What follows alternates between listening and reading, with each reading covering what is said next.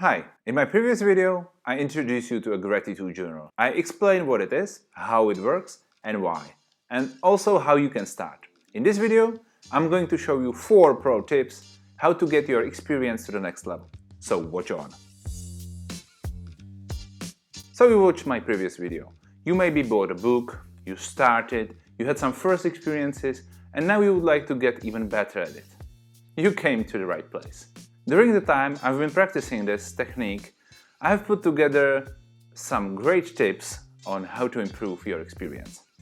And by doing that, be even more happy.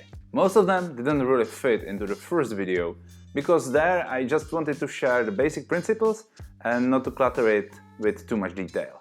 Because of that, it only made sense to split the video and follow up with some advanced tips now in the second one. So if you have a friend who you think might appreciate more happiness and gratitude in their life, the previous video should give them a good start, so send them a link to that one.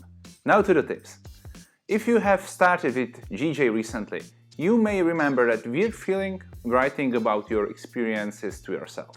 After all, nowadays we are usually used to write something to another person in a messenger app or email. In my previous video, I have suggested some topics to write about, but I didn't really tell you how to write those specific lines. To fight this weird feeling, it's good to have some template. But how do we know what works best? Science. Emmons and McCulloch, the scientists, found out that following template works the best. The line is as follows: I'm grateful for because. Why it works? It's simple. There are 3 reasons. You share what you are grateful for, so it completes the goal of this whole exercise, right? You don't have to reinvent the wheel every time you want to write something. You just follow the template. That's the second reason. The last one ties to the word because. And that is a great segue to my second tip. Be specific and personal, as it helps you to understand your own feelings.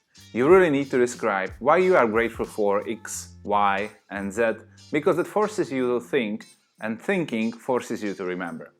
It imprints that good feeling of gratitude into your brain. It also prevents you from slacking on your GJ, because you cannot just skim it and write 3 quick sentences. It's just not good enough anymore. The next tip is about frequency.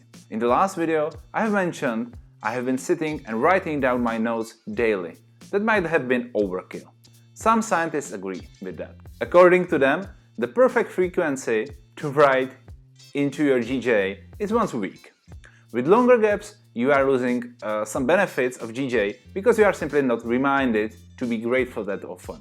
The same goes when you are doing GJ more than once a week. That is because it becomes too much of a routine and it loses its novelty. My last tip in this video is that you should try to consider what your life would look like without the things you are grateful for. Doing this helps you appreciate things you take for granted, but deep down you almost cannot imagine life without them. Have you considered how you would live without your partner, if you have one, without your best friend, without car, or even your legs? On the other hand, if you do this mental exercise, you may, in some cases, feel like there is something you are supposed to be grateful for, but when you imagine your life without it, it's actually better. Maybe then there is a time to change something in your life. After all, the GJ is just one tool to make you feel better. And that's 4 tips. Did you find some of those useful? Subscribe. And if you know anyone who's practicing GJ, share it with them. If you know someone who you think should start, share the previous video with them. It can help people only if they know about it. See you soon. Bye.